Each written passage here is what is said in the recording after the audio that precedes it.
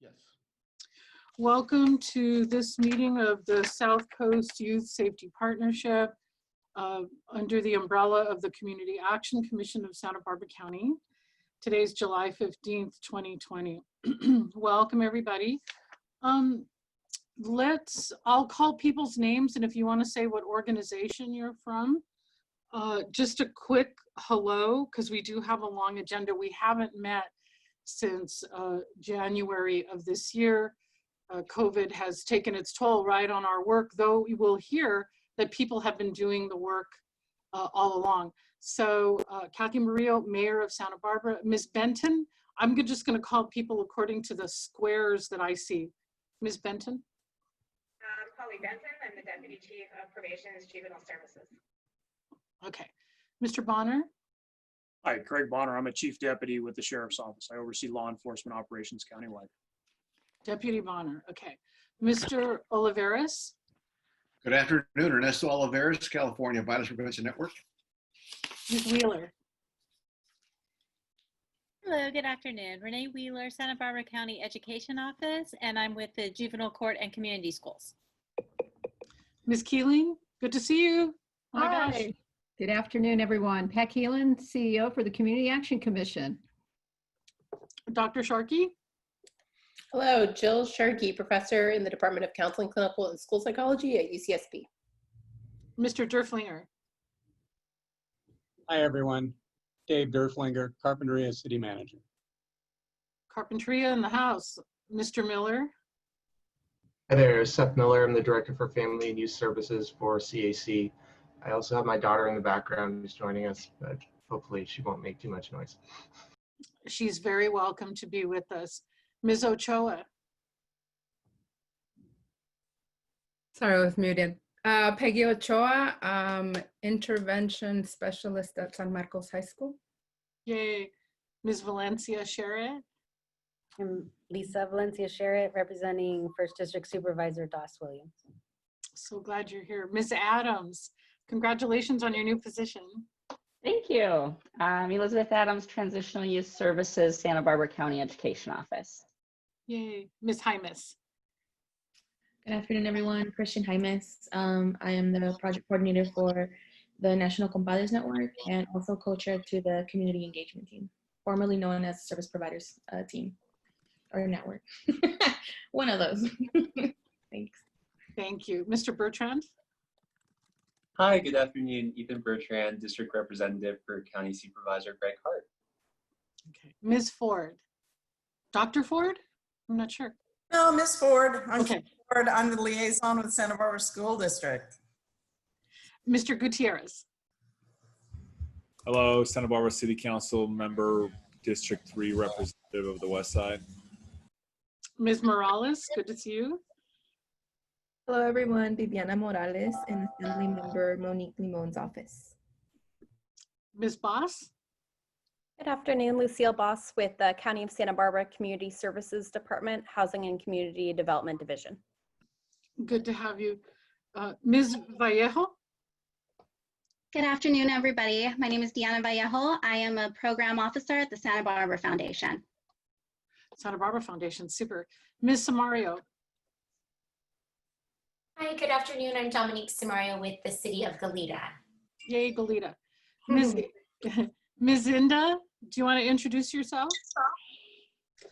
Jacqueline Inda with Resilience Institute. Okay. And Supervisor Williams, are you there? I am. I'm muting myself though. Okay. Okay, sounds good. So I will start out by saying again that, did I get everybody? That the group hasn't met since January, but I know that the committee, as mentioned by Ms. Jaimes, the community engagement group has been meeting.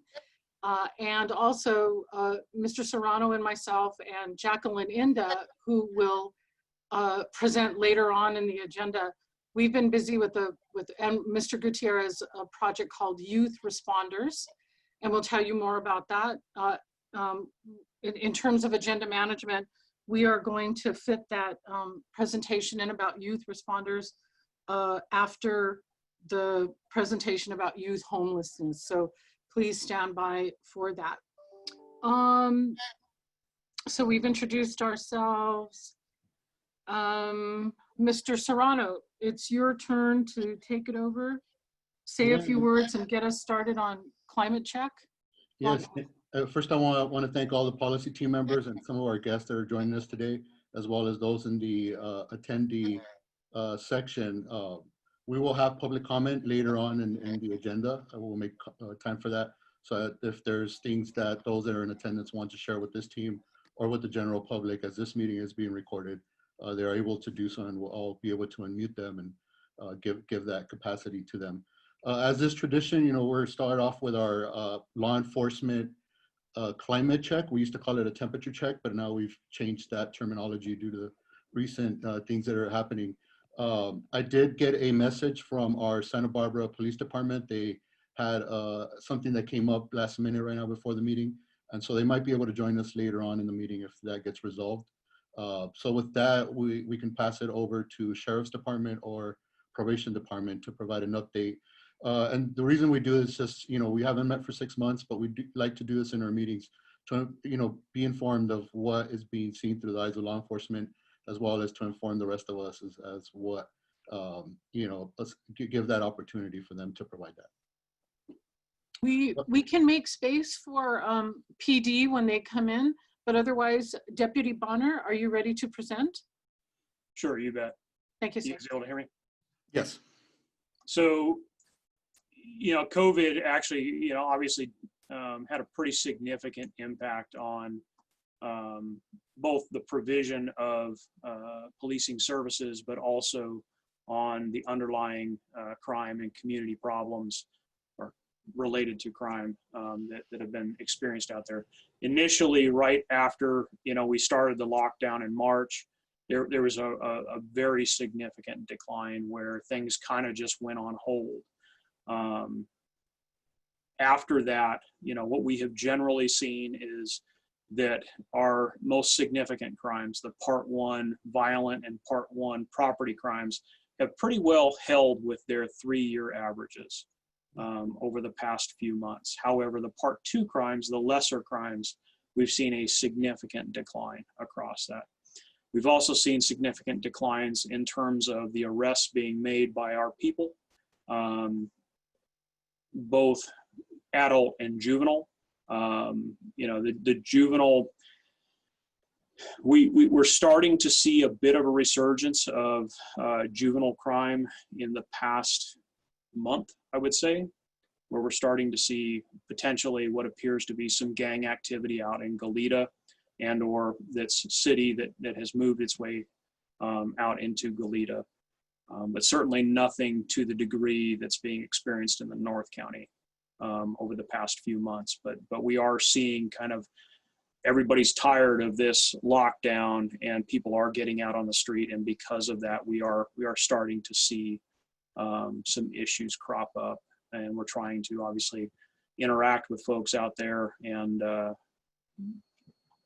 try to continue the trend that we've seen in terms of the levels of crime, particularly the lower level crime, staying down, so that we're not having to make those arrests and we're not impacting the remainder of the criminal justice system. But anyhow, I mean, maybe the one concerning thing, and it relates to youth safety, is the one area where we have seen a significant decline is in the reporting of crimes against children. And that's one of the things that District Attorney Joyce Dudley has raised concern about, is that with the lockdown and the kids not going to school, the kids not going to daycare, that some of those mechanisms that would otherwise cause the reporting of those crimes isn't occurring. And so we may have some kids in homes that aren't receiving the help that they need. And we have seen that in our numbers, where the number of crimes against children has gone down and has consistently remained down over the past 3 to 4 months. But that's a message that I know that many agencies are trying to get out about. Hey, you can make, these are phone numbers that you can call, these are organizations that you can reach out to, etc. but it's something we definitely want to keep moving forward. But in general, as it relates to the impacts of COVID, we have seen some good changes in terms of crime levels out in the community, numbers of arrests, number of people that are going to jail, and I'm hoping that probation, same thing in terms of the number of kids that are being referred to them and or taken to juvenile hall. I think all of that, at least in our statistics, is showing a significant decline. So that'll turn it over to Holly. Thank you. Go ahead, please. Similar to the Sheriff's Department, COVID also had a major impact on our operations as well, obviously. A number of our officers were redeployed throughout the county to do different functions. We had officers working at Public Health, the Emergency Operations Center, doing transport of COVID-affected individuals, working at the shelters. So many of our juvenile staff were actually redeployed to those functions within the first couple of weeks of the pandemic. So we have seen definitely a downscaling of our operations, but proportionate to that, we had quite a bit less activity amongst particularly juveniles. Our numbers at the hall have gone to historic lows. Not as many kids being arrested, definitely not as many kids being booked. We've spent quite a bit of time contacting and working with families, trying to address some of the family dynamics issues and the needs within families, because obviously as this pandemic has progressed, there have been a number of economic impacts to the families, and the needs have escalated dramatically. So a lot of the time that the probation officers are spending is actually asking about the welfare of the family. What can we do to assist? How can we refer you to services that would be helpful to you? Because it's not just about, accountability for that youth, it's about what does that family need. So there have been a lot of conversations, particularly in the last 2 or 3 months, about that. But we have definitely seen a decline in the types of offenses that youth are committing and in the number, definitely a huge decline in the number of violations that we've been arresting for and booking for, because it just hasn't been necessary. But we have been keeping an eye, particularly on those families where there has been disruption or family violence in the past. We've been watching that very closely, trying to make sure that we are on top of that and intervening if there are any issues in the home. So, it's good to see the proportionate decrease, but we're also aware that there are sometimes things that we're not seeing, only because we're not necessarily out in the field as much as we have been in the past. We're expecting to be scaling up our operations over the summer. Are there questions for Ms. Benton or for Deputy Bonner? Just turn your mic on. Okay. You can always ask questions at any time. So if you think of something later, that's great. I don't see. I do have a question. I have a question for Deputy Chief Benton about populations at the camp and the juvenile hall. If you might have some data on that, and speak a little bit how those numbers have been impacted. I can speak a little bit to it. The numbers at the hall have gone down dramatically. As I said, I actually don't have the population for today in front of me, but it has been averaging 20 or under. And, in large part, the youth that are still detained are youth that are there for very serious or violent felonies for the most part. We also have some youth that are detained pending transfer to the Department of Juvenile Justice, and some that are pending transfer to camp.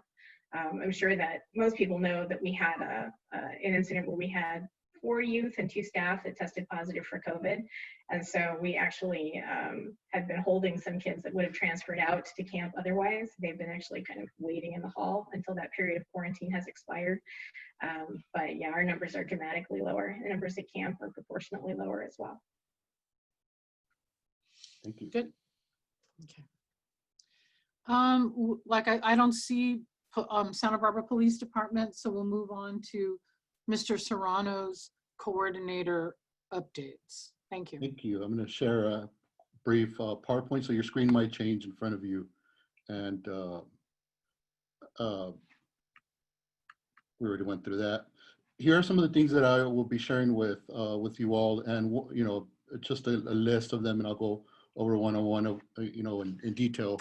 But the first is we have a new youth safety partnership webpage. and that is youthsafetypartnership.org. We merged from our old webpage to this one. And with that, the old one is still active, but then the new one will be used for the long term. We do have information there, sorry, that we had for COVID resources to those that might go through our webpage or connect with us in that manner. We also started a Facebook and social media presence on Facebook and Instagram. And so, we've shared pictures and stories, and when there's either reports or data or meetings, well, we'll be posting them on there as well to engage the public or those people that might connect with us via social media. Since we did not meet in April, I did want to share with the group regional data and that we received from probation for year 2019. And this information will be shared, will be posted on the webpage, as well as you receive a link so that you can have it. The first slide that you're seeing is the regional data on gang terms and conditions. Again, this is for the South Coast. I do want to thank the probation department for sharing this information, for filtering it out for us by zip codes, and for our South region. When information is available, usually it's for the whole county. For 2019, if you can see, notice there was a increase from the previous year of 12 cases of youth that are on gang terms and conditions in the South Coast, as we've seen the largest decrease in 2016 and a very small, uptick in the region as well. The data for the juvenile county probation referrals in the South Coast has also decreased from over the years, and there was a small increase, but as we're going to see this year, 2020, there will also be a decrease due to the number of youth that are entering due to COVID. But overall, the referrals to juvenile probation have decreased. Felony referrals did go up in 2019 based on the data for South County. Again, I just wanted to share that data so everyone is aware of what the numbers look like for Goleta, Carpinteria, and Santa Barbara and unincorporated parts of South County. The juvenile hall admission, sorry, I was mentioning the juvenile hall in a previous slide, but this is the slide for juvenile hall where there was a small increase as well, but those numbers are relatively low compared to 2009 and all we've seen in past years. And so we continue to monitor and help us gauge where are we at and what else is needed. And again, we'll share all this information with you. I did want to make time for updates from the community engagement team from Christian Jaimes. And so I'm going to stop sharing my screen so that you can see Christian and she can brief you on the work that has been going on there. She is one of the 3 co-chairs that represents that team. Thank you, Saul, and thank you everybody for being on the call. I know, like Kathy and the mayor, I'm sorry, we'll go by first names. Mentioned earlier that, and Saul did, that we haven't met since January for the quarterly team. So I love to see everybody's face, and I'm glad that we're starting to stay connected in this way, in this forum, so that we can all coordinate just strategically through not just the pandemic, but just the rising issues that I'm hearing. So for our community engagement team update, I do want to stress that we have been meeting. The work has not just, gone by the wayside. So I do want to say that I do want to thank all the community engagement team members who have been very diligent in staying connected to each other, so that not only the services that are provided are connecting all the youth and the families to any crisis or any resources or anything that they need at this time, specifically during this time. But also we're staying connected, and something we didn't really quite foresee, just to stay sane, especially during the stay-at-home order. We didn't realize that the internet and the Zoom meetings and all these things are going to come in handy just for our mental health. And so I think it's become a great tool that we've been using in order to stay connected. We were, pre-pandemic, we were going to meet every month because of we were just working on the 2020 strategy or mission, I'm sorry, and that shifted. It had to shift. We saw that there was a need to meet weekly. with our team, to stay connected, to figure out what resources were available, what resources were shutting down, how we could help navigate our youth, our families, and also our CET members and other members that are connected through what we all have never gone through, right? So we were all learning together and how we can come together, utilize our time together every week. It started off with an hour, then it went to an hour and a half, and then we realized, we really do need an hour and a half to 2 hours to really discuss not only what's going on professionally, but what's going on personally, to give ourselves that time to really check in, not only for, I think there was someone that specifically said, if I really needed this meeting today because of everything that has been going on this week, and this meeting kept me sane, for at least for today, and just to come in and say what they were going through, and the overwhelming needs that the youth and the families have, that we are all just trying to navigate together and learn how to get those resources there, but also keep each other healthy and safe, right? So I did want to point that out, that the boots on the ground are really coming together, and we have been coming together to support each other and our families and our community. So I really wanted to note that. And then second of all, we do have parents, obviously, in our community engagement team, and they were approached by not only their kids who are also in junior high and high school, but by Shakir Ahmad, and he approached us with in support of a youth-led peaceful march in support of George Floyd and the Black Lives Movement.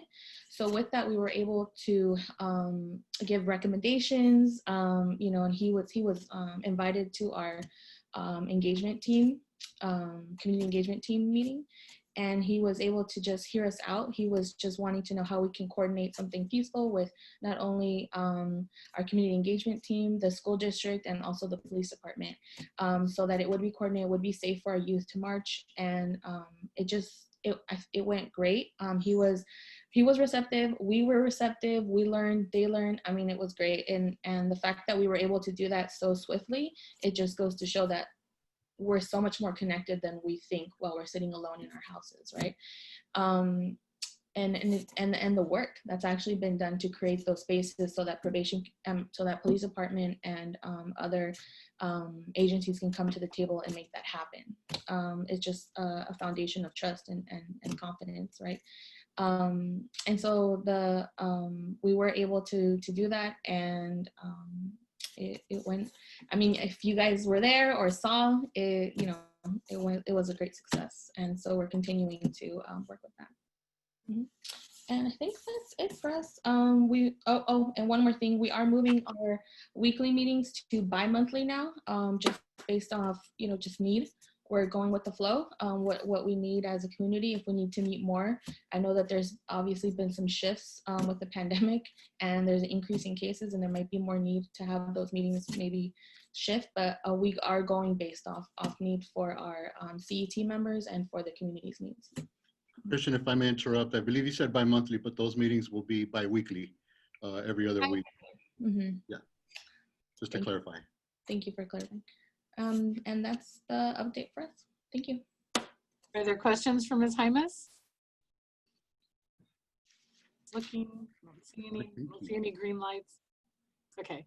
Okay, next on the, we did invite Ernesto Olivares from City of Santa Rosa to join us, and also wanted to make time for him to provide an update.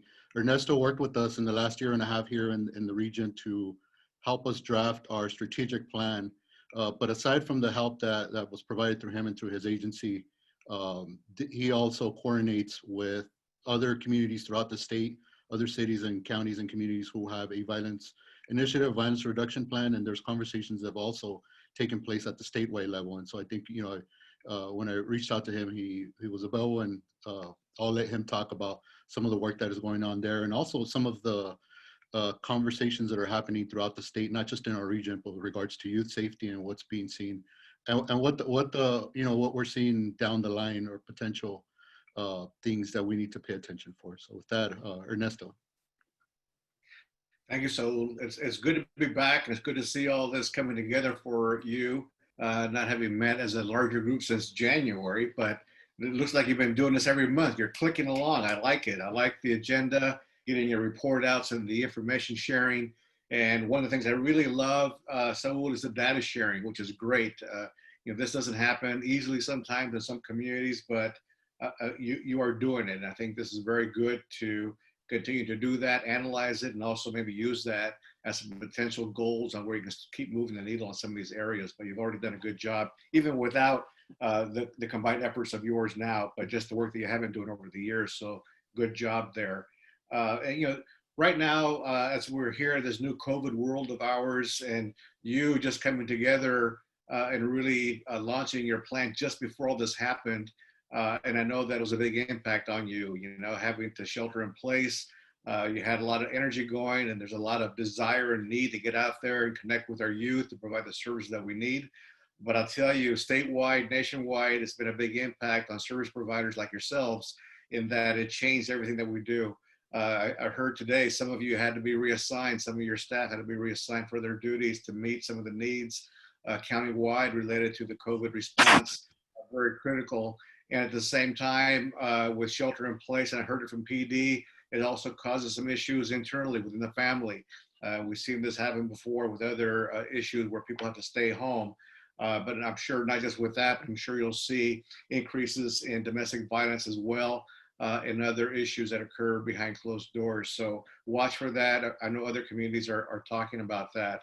But just as we as an organization, the state organization was responding with our partners to look at how things have changed for them in response to the pandemic, we started to meet by conference call, and then we had one Zoom meeting, then bam, we get hit with this national issues related to the George Floyd murder that really changed things for us as well. So really complicated things in our communities. A lot of cries for change in our communities across the country. And so that suddenly changed the direction that we were heading to. And clearly, when we're dealing with issues of racial injustice, police cries for police reform, some of these things impact the work that we're trying to do with our community's youth, because potentially it impacts the level of trust that we've built over the years with them. So it makes the work even harder to try to maintain that. So we did schedule and did have a webinar on June 29th. We had a panel discussion. Some of you attended. Thank you for joining us. I did post a video on our website today, and I'll share it in the comments here after I'm done speaking. But we did hear from the mayor of Santa Rosa. We heard from the chief of police in Watsonville. We heard from Mario Maciel in San Jose, who manages their gang prevention services there. And we also heard from Anna Lopez, who works for public health within the city of Long Beach. But just listening to their perspectives on the things going on in their community and how they have responded to the issue related that we've had with all the protests that we've had across the country. A lot of great information came out of that. A lot of good ideas on engaging different sectors of the community to identify how we have these tough dialogues and how we move forward together. So I invite you to check out the video again. I'll post the link on the chat page as well. But we still have to deal with the issue of the pandemic and how it's impacting our response to our youth and our communities. So we are going to probably plan to have a follow-up webinar, I'm hoping in August, and that will be completely dedicated to the COVID response and providing youth and gang violence prevention services during the pandemic. So we will be identifying some speakers, again, from different cities around the state, just to hear from them on how they've had to adjust. Clearly, you and others have also had some economic impacts because of the COVID response as well. So how is that impacting our communities? Some are lucky because they may have strong general funds to continue to support their work. Others have special taxes like we do. Others are still struggling to find those revenues and investments that they need to support and expand the programs that they've been identified for their communities. So we will be talking about those economic impacts as well. But I think more importantly is how are we going to be able to reach those kids out there? Historically, we've had even street outreach workers going out into the street, connecting with these kids and young adults to try to pull them back. So we need to have that tough discussion about how we're going to be able to do that, maybe learn from each other on new ideas, new techniques to make that happen for us. So watch for that. I will make sure Saul gets the information that you need to join us. But again, if you can, we will videotape it and we will post it on our website as well. So I'll leave it at that, Saul, and I'll open it for questions if you have any. But know that you're not alone, but also what I've seen so far right here in your meeting today, you're at it, you're doing it. So congratulations to all of you. And congratulations to you, Mayor, for continuing your leadership in this area as well. Thanks, and thanks for keeping an eye on statewide trends for us and being our liaison. That's wonderful. Absolutely. Thanks, Ernesto. I don't see any lights on, so Mr. Serrano, you have more in your report, I think. Yeah, I do have more. I do want to acknowledge that SBPD has joined us through via telephone, and I could unmute. I don't know if this we can maybe I'll provide another update, and then they are muted, and so if they have an opportunity to update, they can unmute themselves. I will share that we submitted, by we meaning Community Action Commission, submitted a grant proposal to the U.S. Department of Justice in the support of the Lompoc community. I think we've heard both from kids, from community, and through a survey, a needs assessment survey that we did last year. And the voice was really loud for Lompoc. And so what we did this time around is we convened a group of stakeholders from Lompoc that included community, government, and law enforcement to discuss Lompoc. And we captured that voice and submitted that proposal. If we are to be awarded, what it would help us do is establish a convening body in Lompoc, in the city of Lompoc, as well as establish a task force or that convening body to coordinate violence prevention efforts in the Lompoc community, as sometimes that community gets left out in some of the opportunities that we have either in the north or in the south part of the county. And so that was important, and it was also the opportunity to learn of the process. And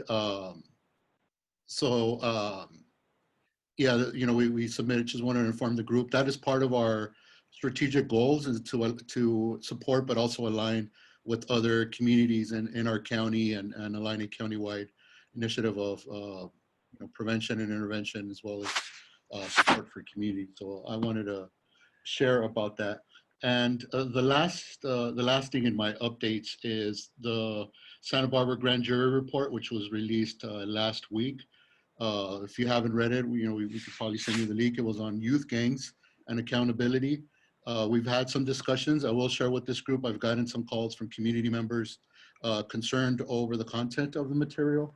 And, we'll also be exploring, or in support of those agencies that have been asked to respond. So if there are some of those agencies that need to respond, like the County Board of Supervisors, Santa Barbara City Council, Lompoc City Council, Santa Maria City Council, the County Office of Education, the District Attorney's Office, if there is information that they need, we'll be glad to provide any of that information on our work in the partnership. And to share with them that information as is needed to respond to that grand jury report. That is all for my updates. I will stop there in case there are questions or comments. Anyone?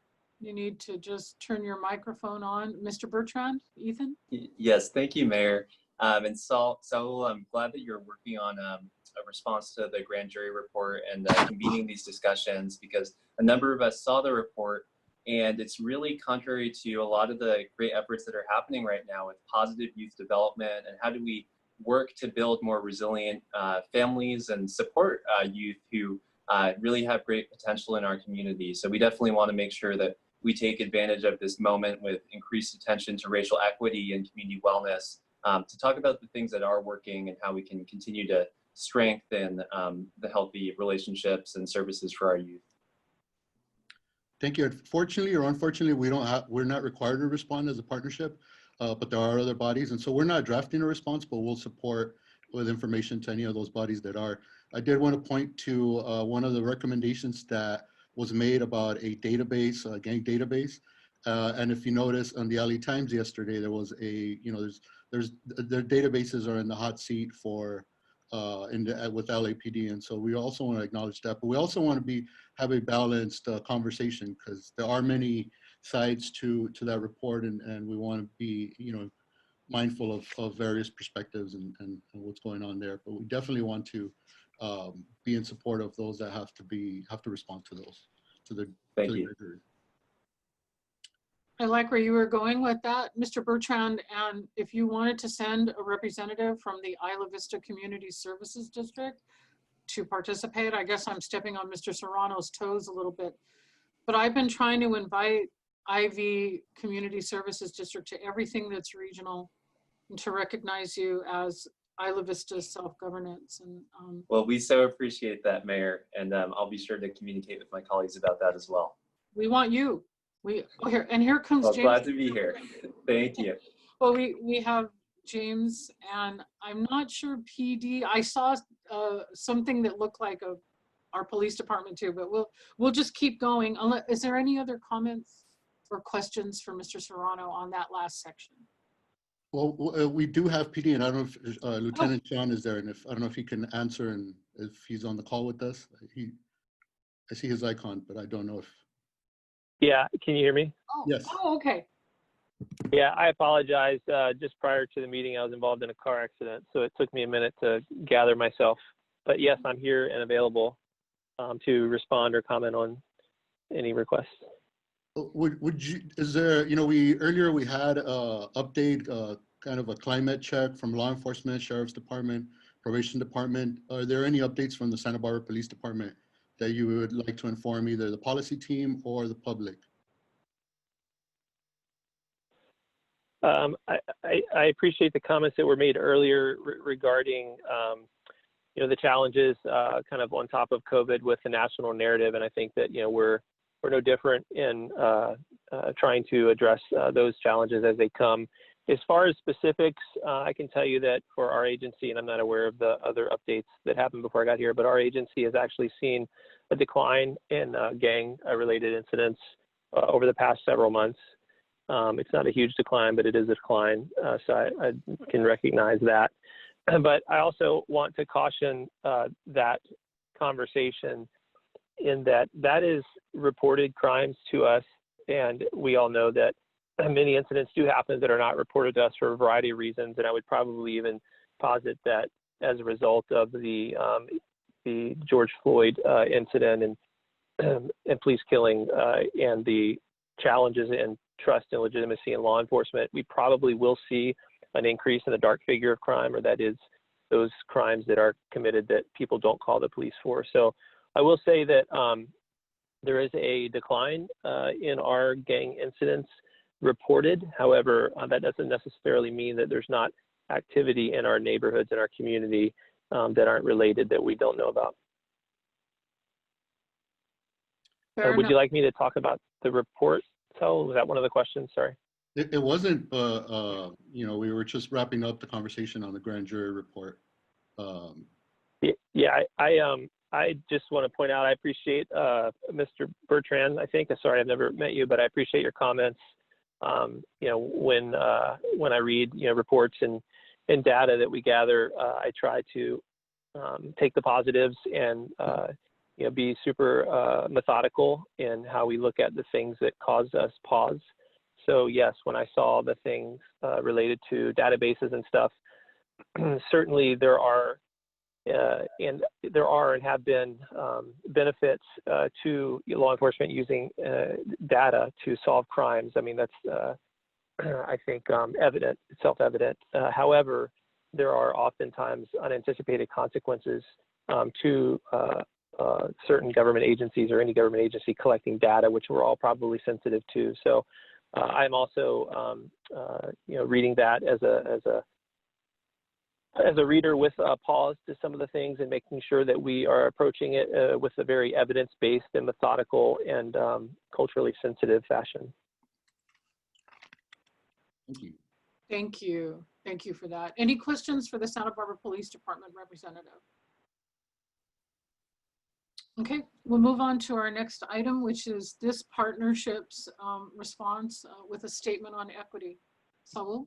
Yes, thank you. And we've prepared a draft statement on equity in response to many of the things that are happening in the community. You should have received it. If you did not receive it, I will send that over via the chat right now, so you could review. If you had a chance to review it, kind of interested in your thoughts. If you haven't had a chance to review it, I'll send it in a second, and I think it's allowing me to, but I will try to send that. So we've worked on that statement, and just opening it up for discussion. I will send the Google Docs link. That might work.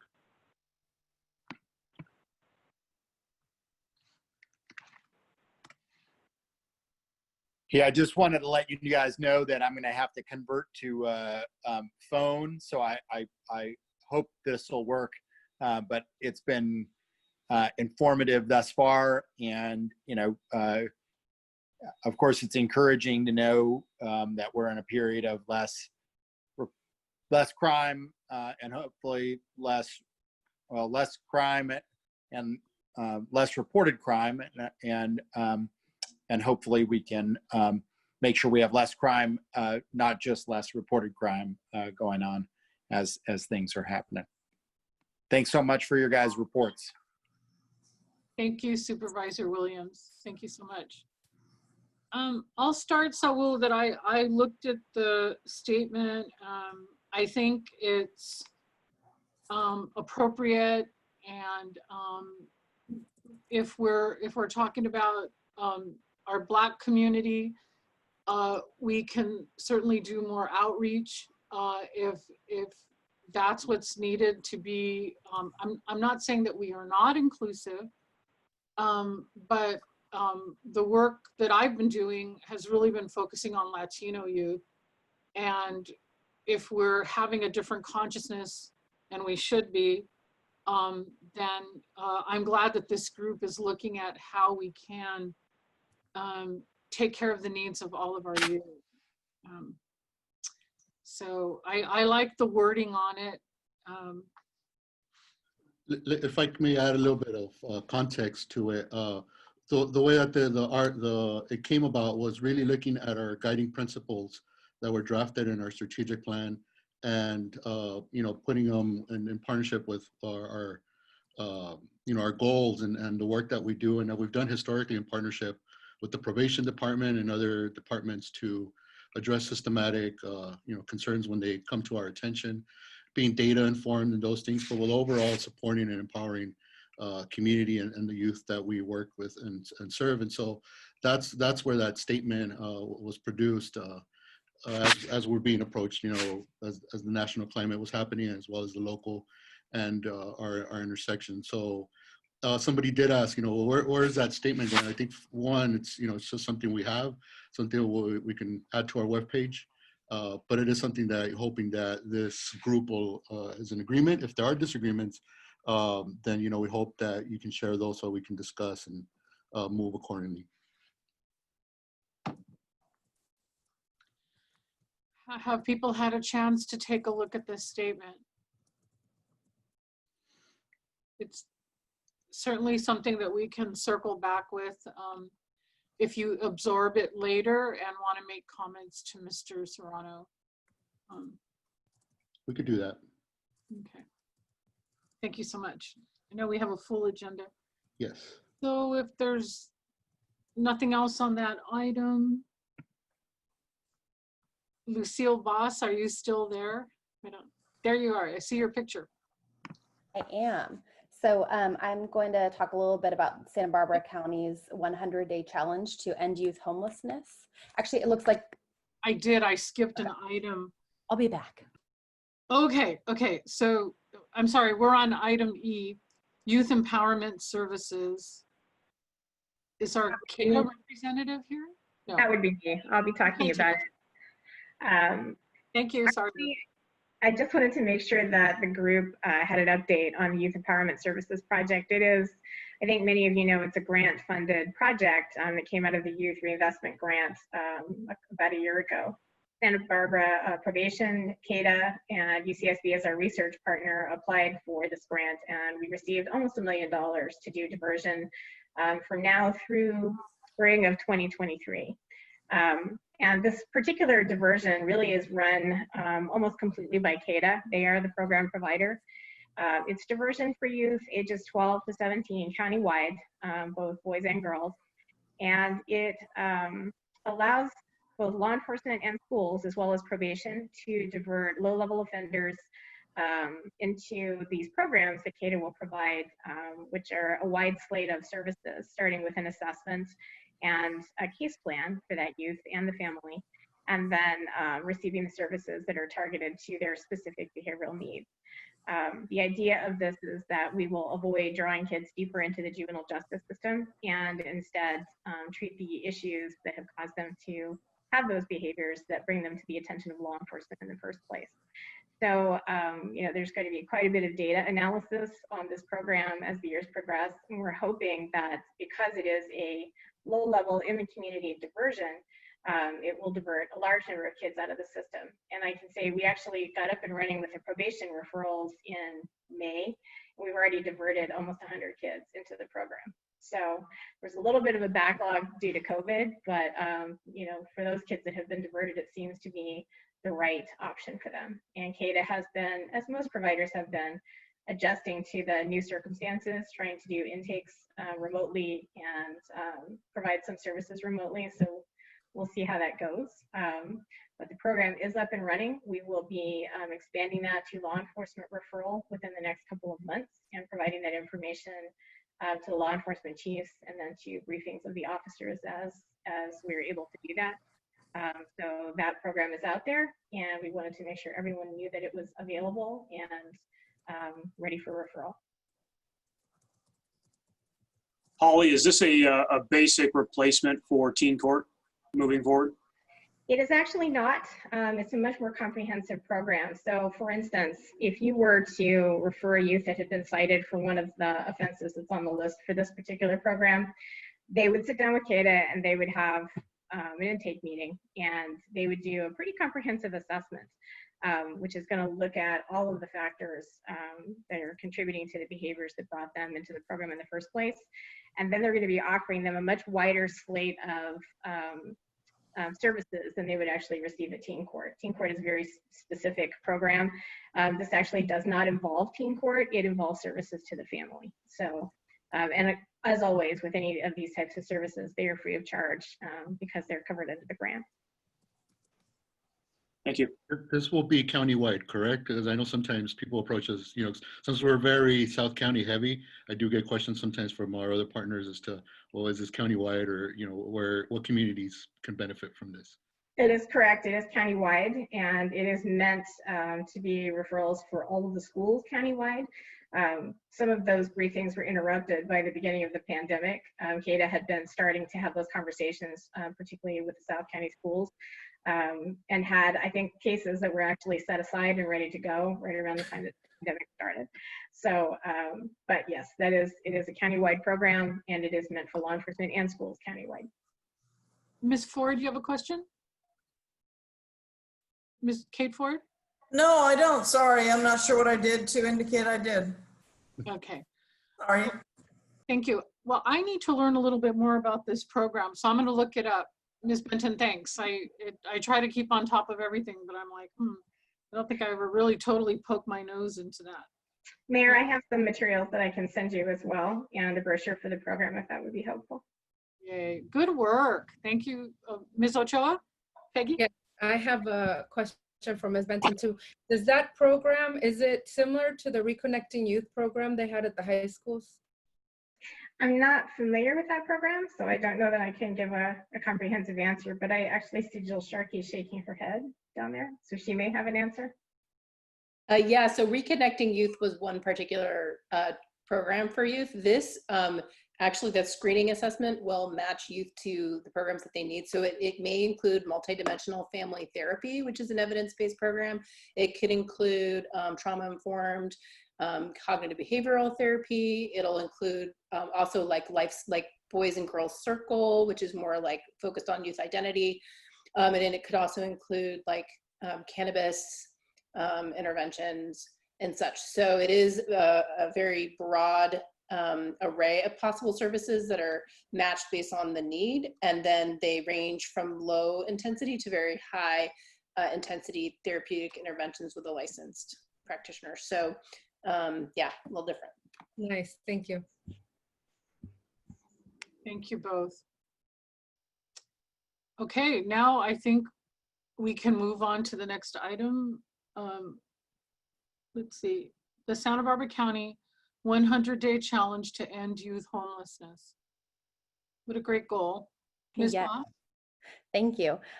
So this is a challenge that's posed by HUD, the Housing and Urban Development Department. So HUD poses challenges to different communities around different focus areas. So this one, they wanted to focus on youth. They reached out to various communities in California specifically, and we jumped at the opportunity, as did about 20 other agencies, many of you who are included on this call or in this meeting. And the goal of 100-day challenges is to set a goal for yourself as a community that actually scares you. So the challenge that our community set, and this was again with about 20 different agencies, was to house 50 youth and assign a navigator to 100% of youth identified on a real-time list of all people experiencing homelessness, and have 75% of youth accept case management with an individual service and housing retention plan. And we're really excited to have Sewell and CAC represented in this group as well. So if you're looking at the focus group results during the strategic planning process, housing comes up quite a bit. It also certainly relates to the guiding principles and the mission and vision. So we're really glad to have the partnership engaged in this effort. The goal is broken down into a few different work streams. So we have a few folks working on housing resources, so lists of landlords, and we're trying to not reinvent the wheel. So programs like Partners in Housing Solutions or Lease Up with PATH have already developed lists of landlords who may be willing to engage.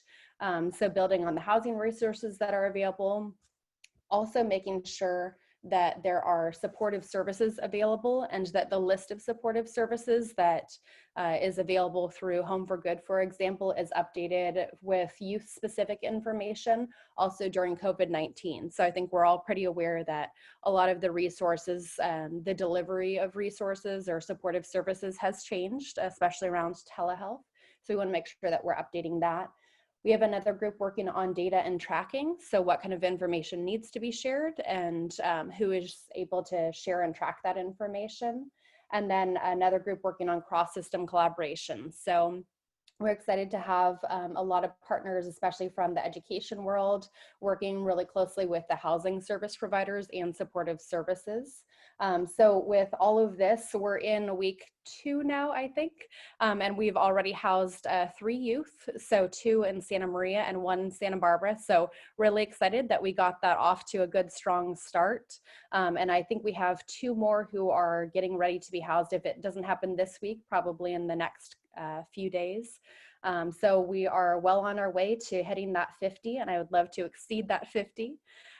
There's one of the key components of this is that there is no funding attached to this challenge. So this is really just a challenge to ourselves to see what can happen if we just really focus on this one goal and make sure that we're holding one another accountable. So we have weekly check-ins to make sure that we're meeting our goals by our certain deadlines.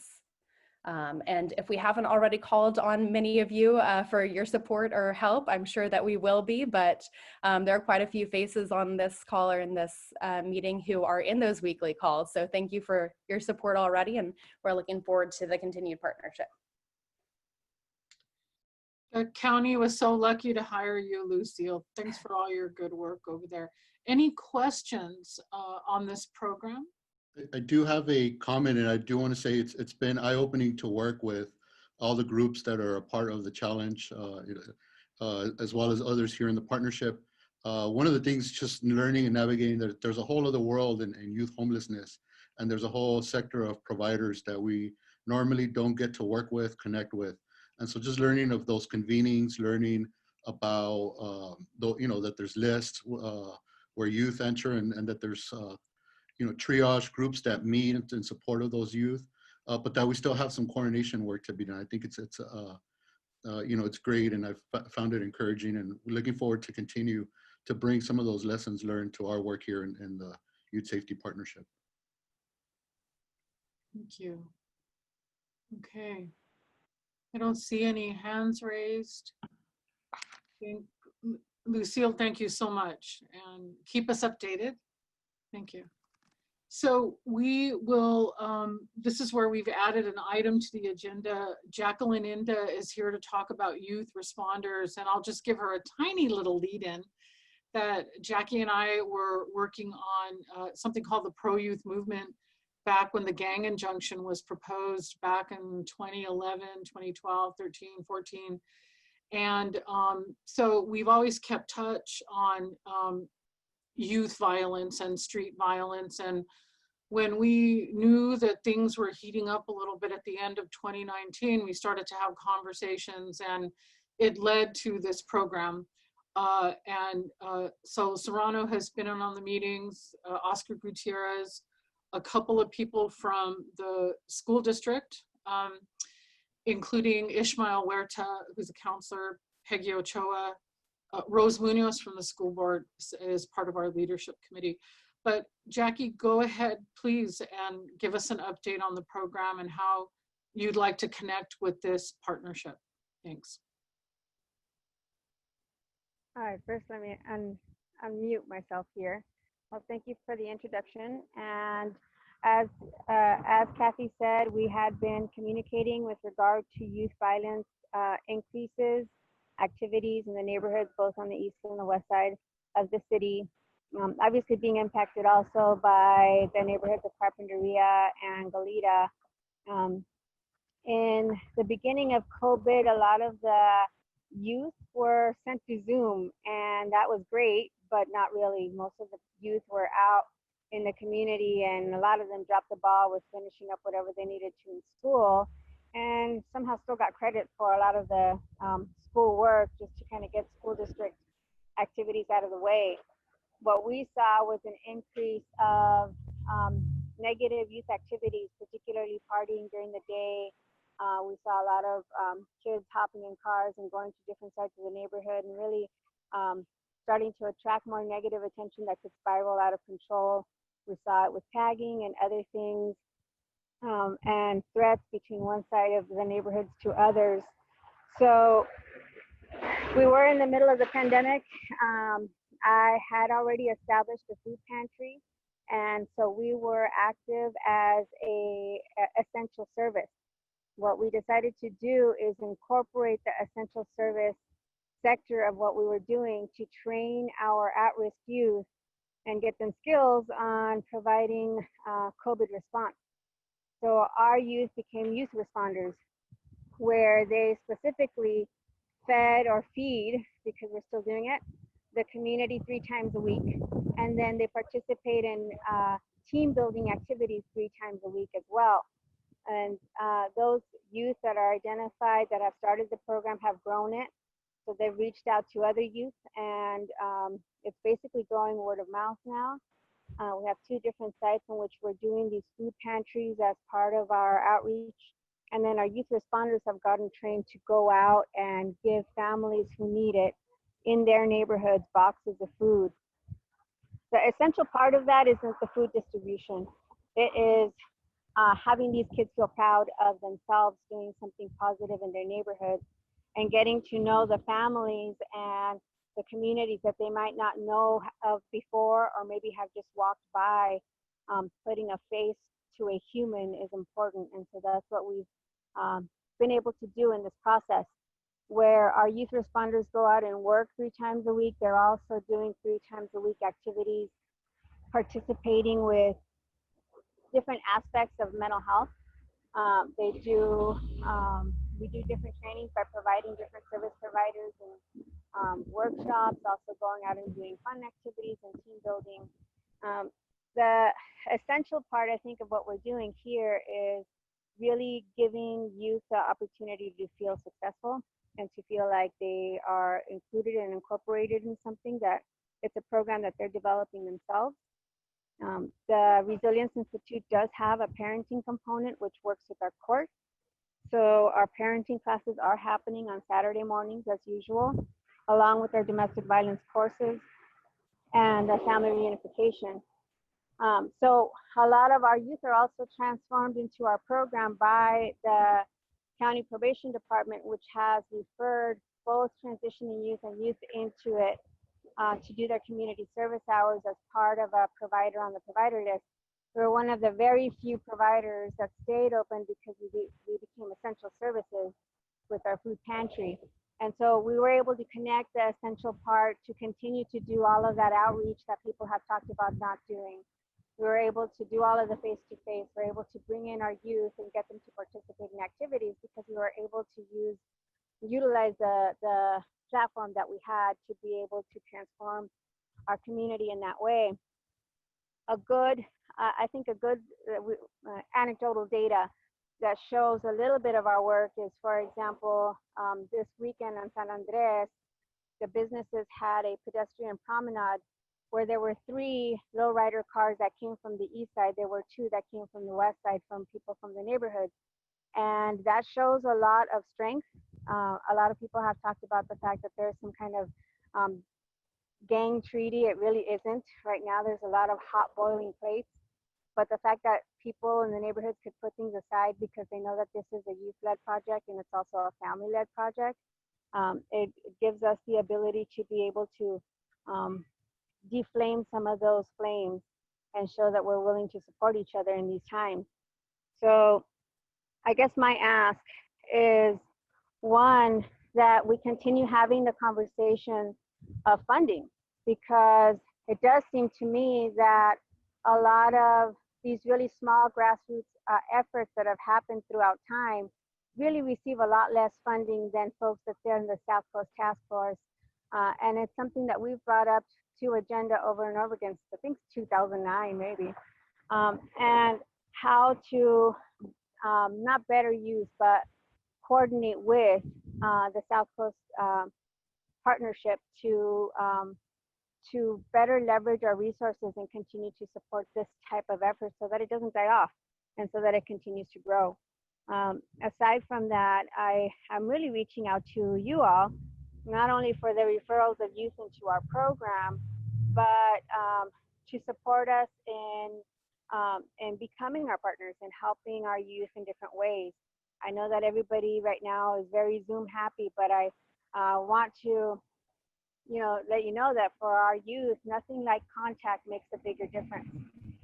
And our kids really respect and honor the fact that there are people like Peggy, like others, who are willing to step out of that Zoom camera and go out and meet them where they're at and say, hey, I'm here for you. And they do that willingly, knowing that that might jeopardize something, but these kids are they're putting themselves at risk for their own community, to benefit themselves, to bring a box home and feel proud of it, but also to get reconnected in a different way. So thank you for your time. Questions for Jackie Inda on that? Okay. Well, Jackie, maybe we can prepare a report and pass it through the group. Stay in touch that way. It does need support, and it is taking, at first we had a lot of young women that were recruited into it, and now we have a gender balance, and we meet every couple of weeks like this, and all kinds of stuff comes up, like the kids who are riding their bikes, different trends. How can we help the schools? We're trying to be part of the solution. So thanks, Jacqueline. Okay, I don't see any questions. So Mr. Serrano, does that bring us to our public comment period? There is a question from Lisa Valencia for Jackie. Lisa's asking, what is your organization and good work to support youth these days? From Lisa. So the organization is called Resilience Institute. It's a twofold organization. There's a for-profit of Resilience Institute, which does maintenance, landscaping, and move outs. That's the professional entity. There's a Resilience Institute Foundation, which focuses on all of this resilience building.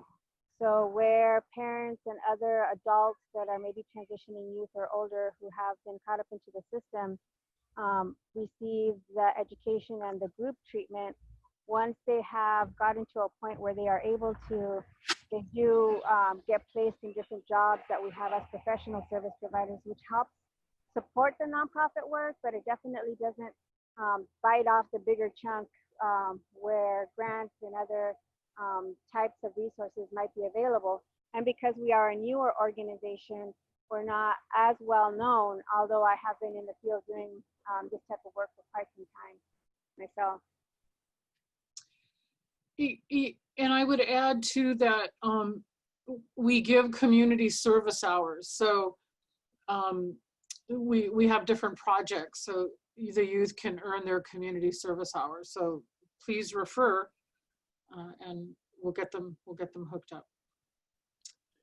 Can I add a few comments, Mayor? I did want to point out that one, it's been great to work with through the bi-weekly meetings with the youth responders and all of the other partners that are at that conversation. It's also been nice to see the smiles of kids serving, sharing food and serving community members that need that food pantry on a weekly or daily basis. And so I just want to say thank you for your work, Jackie, and for the work that the youth are doing in combination with you, and just creating that space for that to exist during these tough times that I think we're all going in a million and one direction is trying to figure out how do we stay safe, but yeah, how do we serve our youth? So I just want to say thank you for that. Thanks. I don't think there's members of the public on the line, though. There are. So if they, if members of the public do, or any policy team members want to have comments, I think we can make time for that. If members of the public want to address the policy team, I can unmute them. There are 10 people listening, joining us who aren't screens we can't see. But if you do want to speak, put a comment in the chat box and I will unmute you so that you can share with the policy team.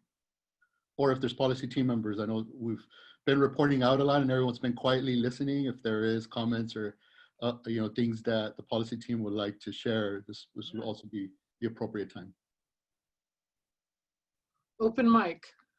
I have a question if I can ask. Sure. Have you all been getting as many reports and comments made about the bicycle clubs that have been riding around the city and how they are riding a little dangerously and shutting down streets with so many riders? And if so, have you come up with any ideas on how to address that? Because right now I'm trying to organize a meeting with all the bicycle organizations to go over how to broach that subject, because we like that they're riding their bikes and they're getting out and enjoying life, but we also want to make sure they're being safe and that they don't put themselves in dangers and others. And the majority of them seem to be youth. So I was just wondering if any of you, if there's any law enforcement still on the line, if they could comment on that. Great question. Yeah, I think I still see Lieutenant Hill and I think there might be others, law enforcement too. Craig Bonner, I don't know if there's comments on that. Yeah, so I'd let Lieutenant Hill jump in on that. We really have not seen that out in the unincorporated areas and or our contract cities at this point. Now, that doesn't mean that tomorrow it's not going to start, but we haven't seen that yet. Lieutenant, are you there? I am. We have been in discussions about how to handle this. In the current climate, it is a sensitive situation. We're doing our best to balance public safety and be sensitive to the conversations that are going on with enforcement for youth. Obviously, to kind of follow it to its logical conclusion, if we put police out there and they try to chase down youth who oftentimes will run or flee, we end up in a situation where we have police officers chasing youth for an infraction. And I think we should approach that very cautiously. But yes, we do recognize that in the past it has and can created some safety issues for the riders and for the public. We've experienced that through Fiesta bike rides and other such rides. So we have been discussing it. We are monitoring them case by case. And oftentimes we are kind of watching the groups to make a determination when and if we will intervene. So I hear the concern, and we are addressing it as delicately as we can to make sure that we're sensitive to what's happening in the nation as well as the public safety. Thank you. So in discussion of organizing the meeting that we're going to have, the question was whether or not we should have law enforcement present. So we thought for the first meeting not to have you present, but I'll let you know of the meetings moving forward if they feel that law enforcement should be there. They're very, the official bicycle organizations, the nonprofits and such around town, they're very conscious of the fact that they don't want it to seem like they're picking on one specific demographic, because even they are getting the sense off of how people are responding to these bicycle groups, that it's a bit prejudiced. So they're just being extra cautious as to who they invite to the conversation at first. So I'll keep you all up to date on what the outcome of those meetings are, because yeah, I've read some of those comments on Facebook and on Twitter and on Nextdoor and Reddit, and they're pretty they're pretty discriminatory, I'm not gonna lie. So if that's how people feel when they see these groups, then obviously there's a bigger problem that needs to be addressed, and hopefully we can try to help the situation.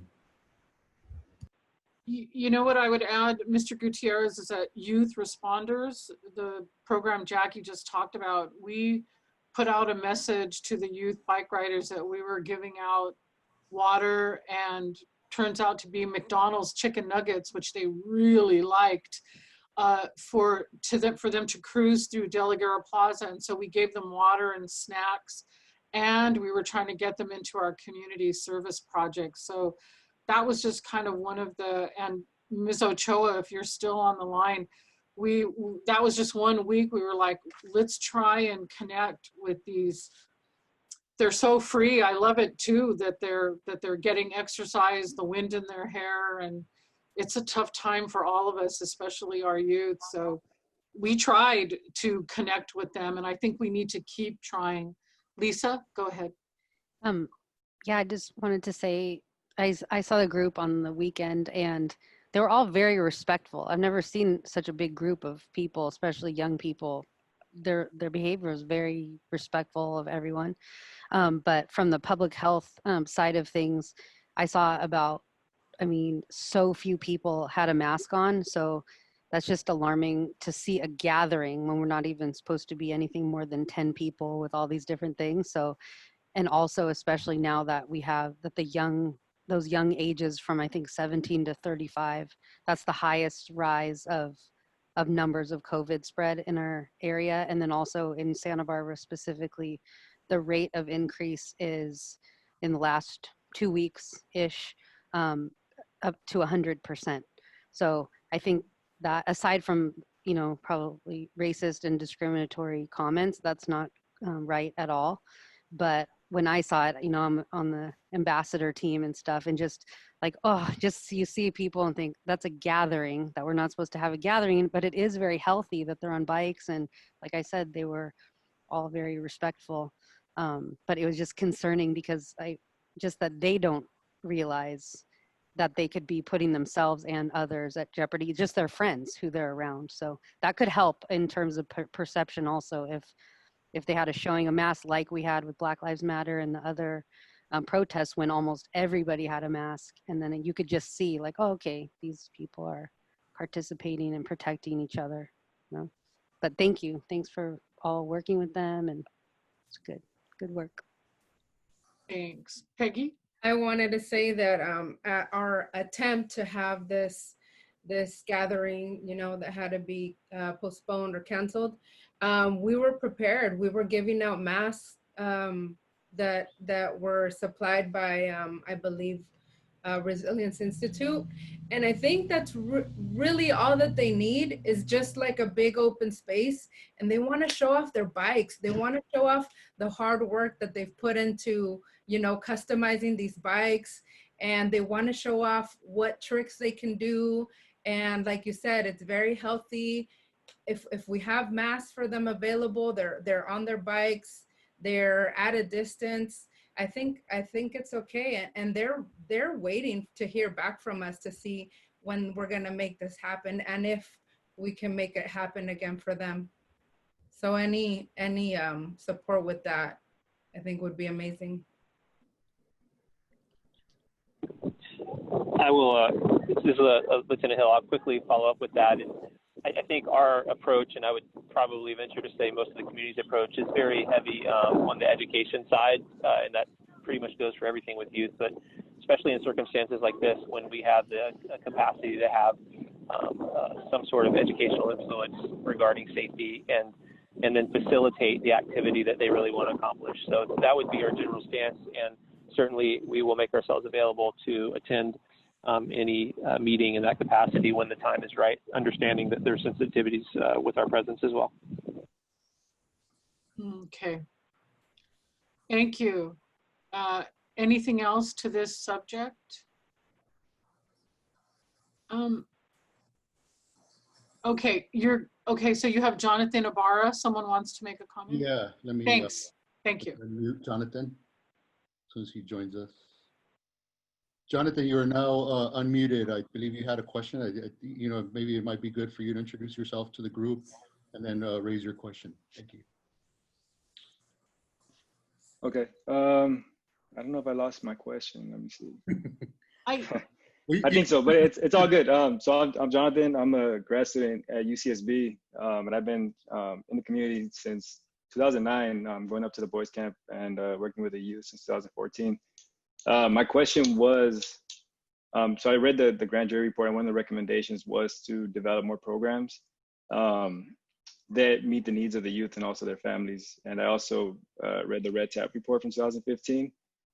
And that was another finding, was that there was a lack of programming directed at youth, specifically ones who get involved with the criminal justice system. So my question was, is there a strategic plan to work directly with those families and those youth and figure out what are their specific needs, and to, you know, implement those in programming, to, you know, move us away from, you know, using punishment as you know, a solution, because it's really not. You know, working with youth and families, you have a lot of families, you know, working multiple jobs and things like that, and, you know, there's a lot of there's no access to a lot of affordable housing and things like that, you know, that lead to, you know, a lot of the problems that we're seeing.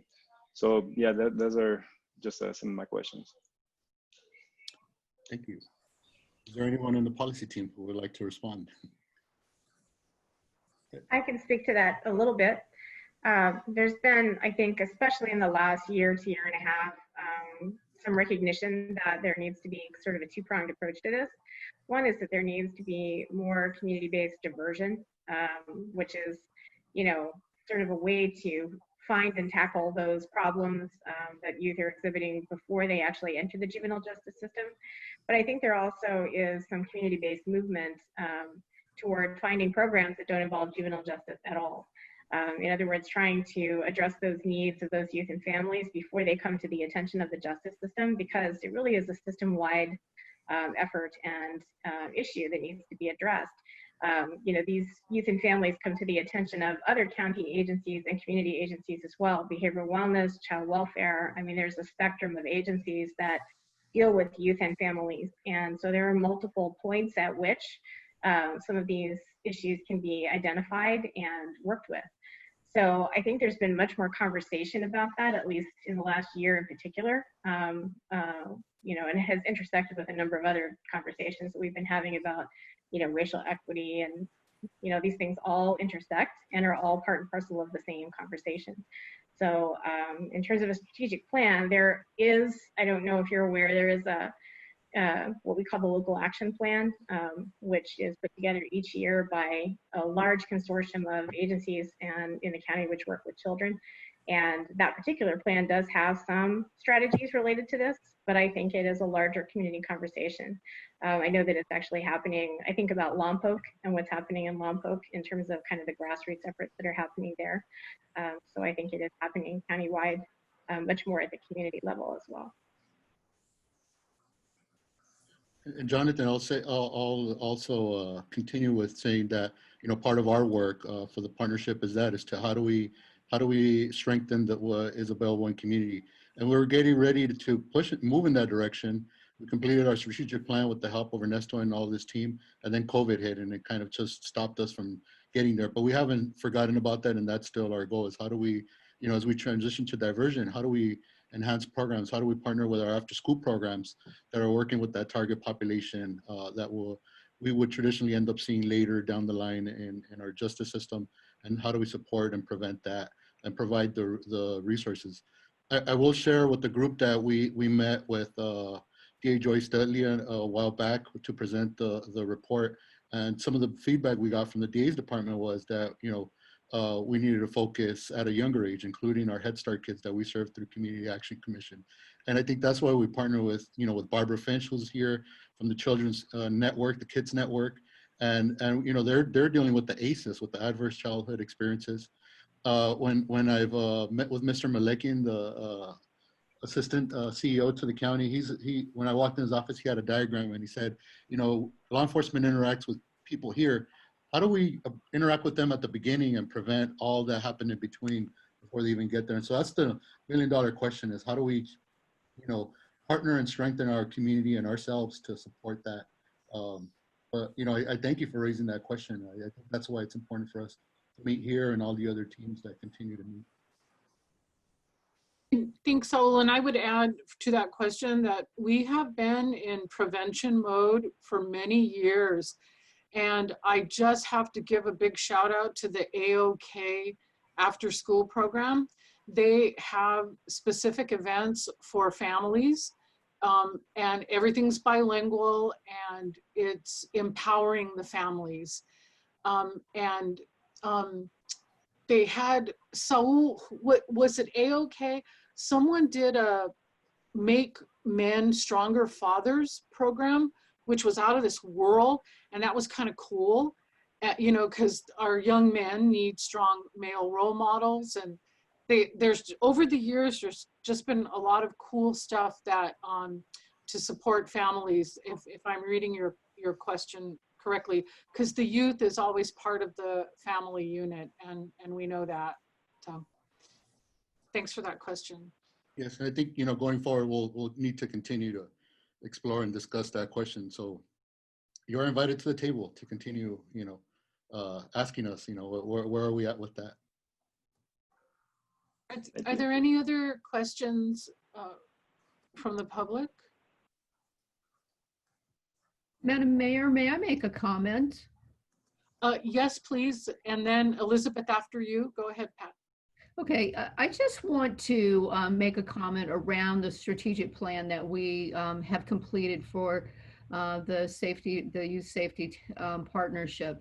And one of the things that we are doing internally at CAC is reevaluating our own strategic plan that we just completed as well in light of COVID, and revisiting the priorities that we had set prior to COVID and really ascertaining whether or not there are some new emerging needs that we would want to address in light of what we're experiencing and will continue to experience probably for the next year to possibly 2 years.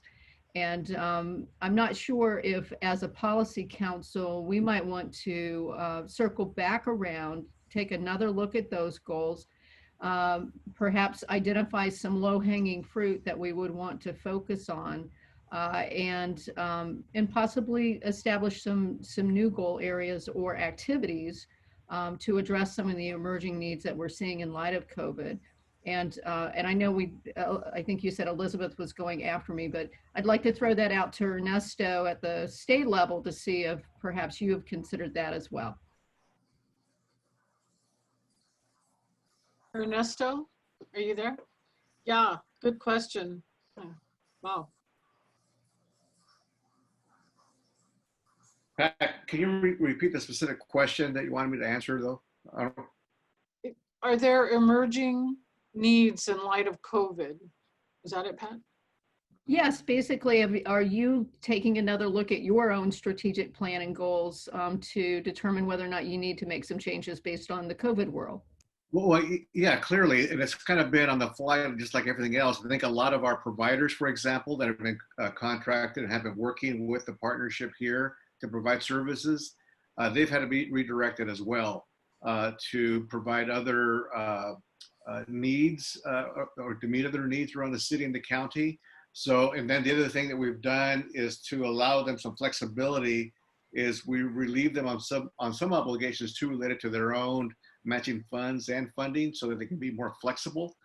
So we need to explore that as you move forward. Is where can you have some flexibility on what your expectations are of your providers, because they're now not just doing the bondage prevention work, they're now doing the work that relates to the response to the coronavirus as well. So we do have a meeting coming up tomorrow to talk more about what some of those changes have been. But it is an evolving practice. And I know, for example, in San Jose, a much larger city, and their program is housed out of the recreation department. They, for the most part, have been tasked with a lot of new responsibilities to meet the needs of the community related to COVID. So it's changed. They're not sitting idly waiting for things to lift so they can get back to their normal jobs, because there's so much other work that needs to be done now. Lisa had a question, and then we have a question from Trevor, who was in the attendee list.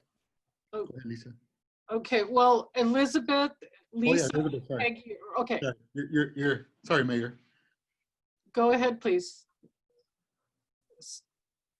So Elizabeth, you were okay. Yep. Yeah, thank you. So I have a comment and kind of a question. I was just so we recently created some little handout cards to give to street outreach teams. The thought is that we would give them to law enforcement, service providers, and it's these little plastic cards for people who interact with homeless and or foster youth, or just youth who seem to be at risk or in need of resources, to give them these cards. And it has transitional youth services information on the cards. We have posters currently hanging in businesses that are similar to these cards that direct people to us to get services. And a lot of times what they're needing is not something that we provide as our program, but we then connect them to other resources in the community if they're in need of computers or in need of housing or things like that. We've been working to connect them. So we have not yet given out these cards we just recently had them printed. And I was just realizing that a lot of people on this call would be some of those people who would have the opportunity to give these cards out to youth who may be in need of, whether it's educational supplies or whatever it is. It's just a way to connect them to us to be able to then help them access services. So I was just wondering if any of you are willing to take these cards with you and give them to people. I don't know if law enforcement is still on here, but I see probation. Definitely. We do serve undocumented youth. You do serve undocumented youth. Thanks. Yeah. Sure, I think This is those. Lieutenant Hill from the, sorry. Go Mayor. ahead. So Lieutenant Hill from the Santa Barbara PD. Yeah, certainly we're always appreciative of resources that we can provide to any of the groups that we serve, but especially youth in need. So yeah, that's something that we would be interested in. Okay, great. So maybe I'll put my email address in the chat box, and then just anybody who would have a use to give out these cards can reach out. Thank you. And also, before I go, I love just the random curl of Dr. Sharkey's cat as it crosses the screen every once in a while. So to put that out there. Thank you. Lisa, and then Peggy, and then Seth. I thought you had your hands up. Go ahead.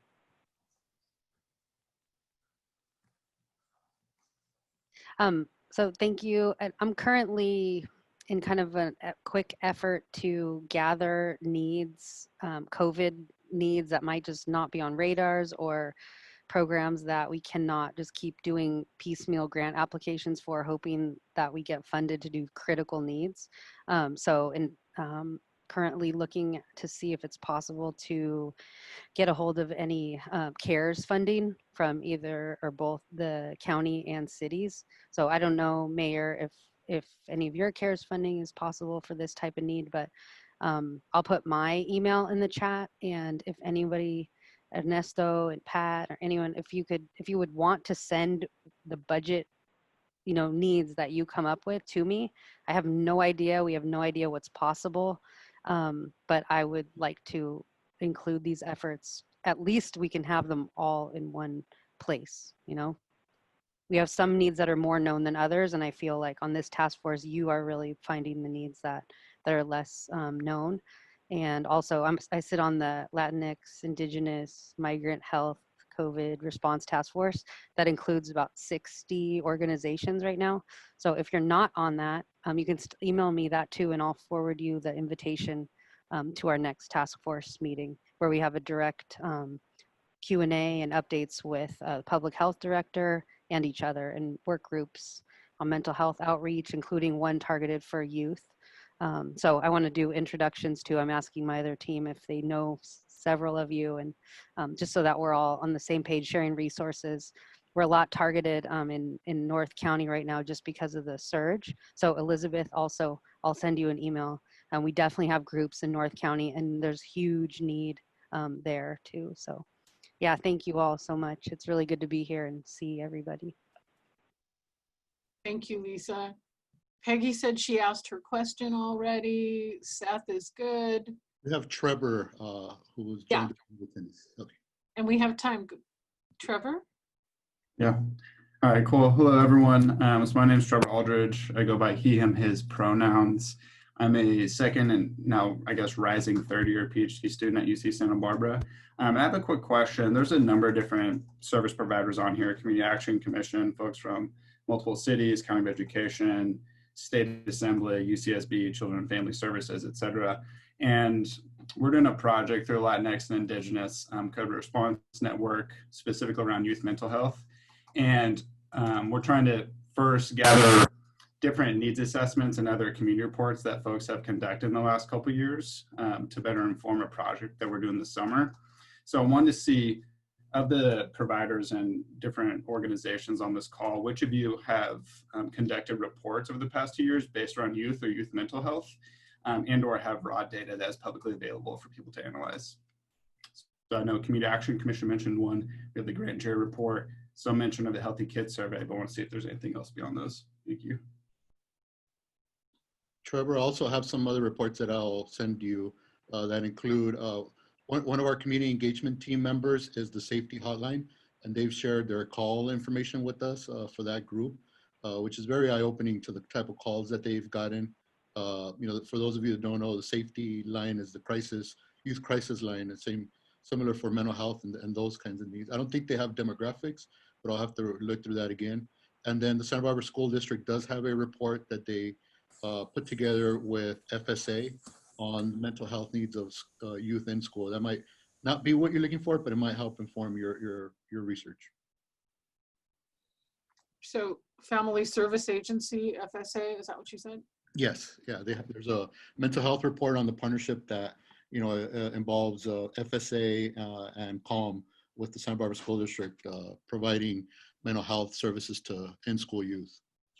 That was started actually as a initiative of the partnership of the task force in 2015, really to augment the need of mental health services in schools. And we started off with doing an assessment of what was available and what was needed, and we found out that there was a lot needed, and so that evolved into what the school district has in place now.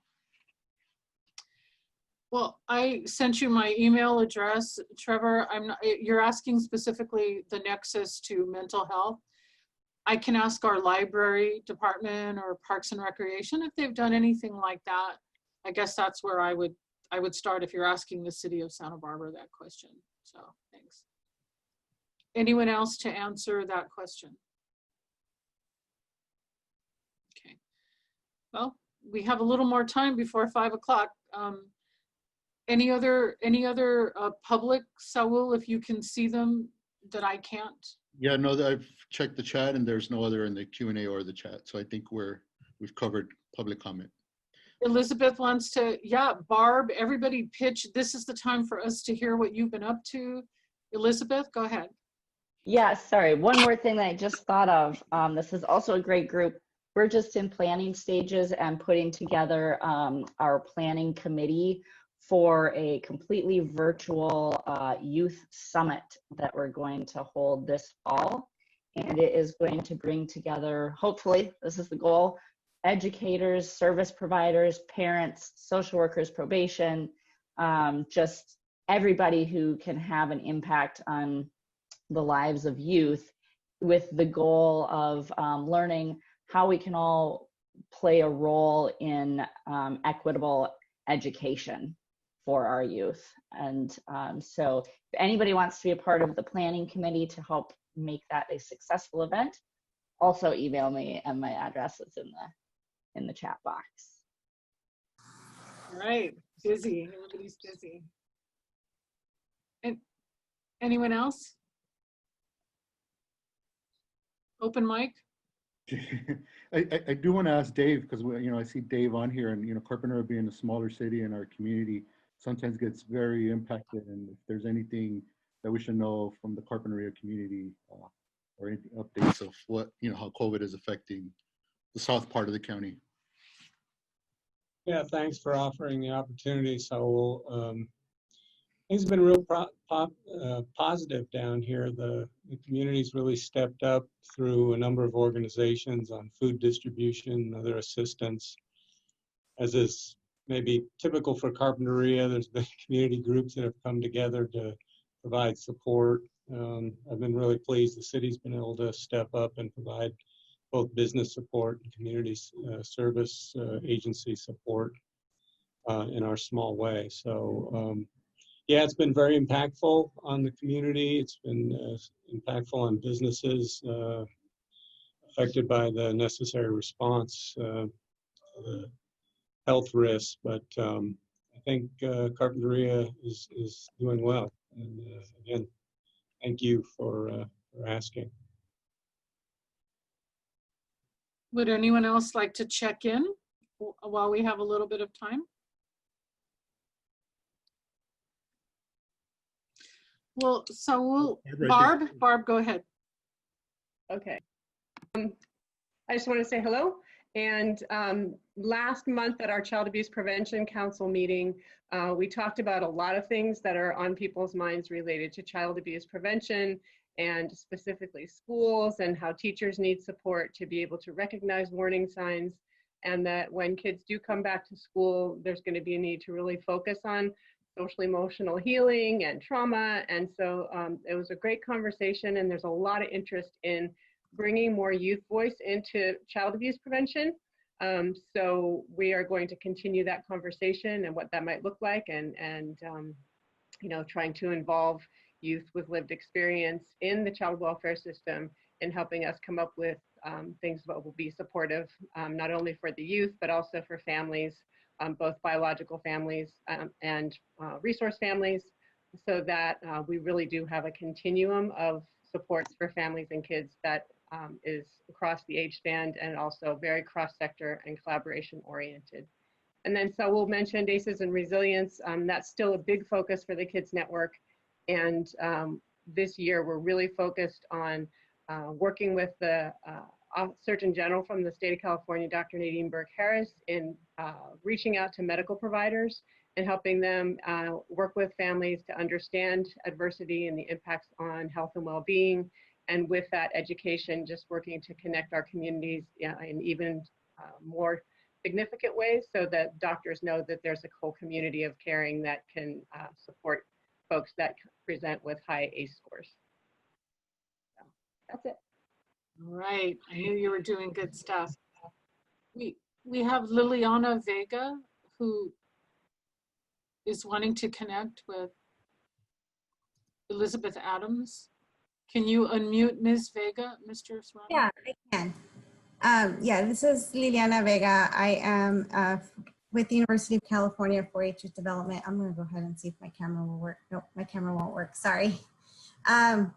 I'm having technical issues today. But I'm with the University of California 4-H Youth Development Program, and Elizabeth had talked about doing that virtual youth summit. And I just wanted to let you all know that as a participant, anything that's entered into the chat box is only, if you only send it to panelists, only panelists can see it. And as a participant, I can't see any of that. So I just wanted to let you know, Elizabeth, I'm certainly interested in seeing how I might be able to help. I've been doing some virtual camps with 4-H, and so I might be able to assist with some, tips on what to do, what not to do that we've learned over experience doing virtual camps. And then I just wanted to see how I might be able to play a role. Thank you. I think I'll respond to that. And this is our first virtual meeting, or meeting/webinar. And so what we will be doing, or I'll be doing, is I'll be saving the chat messages, and all those links and information, we'll add them to the meeting notes and share that with everyone who registered for today's meeting. Either whether it be the participants, policy team members that didn't attend, as well as those that registered and weren't able to attend. We're also recording the meeting, so we'll be posting the link of the video, the recording, so that others can share and go back and say, what did that person say about that, and can review the information discussed during today's meeting. Those are the positive things that have come from COVID, is that we've moved to technology and are able to do things that we weren't able to do before. On the flip side, even though there's the bad part of it, but on the positive, we're doing new things that we wanted to do before and we haven't been able to. Thank you. Lisa, did someone else have some closing thoughts?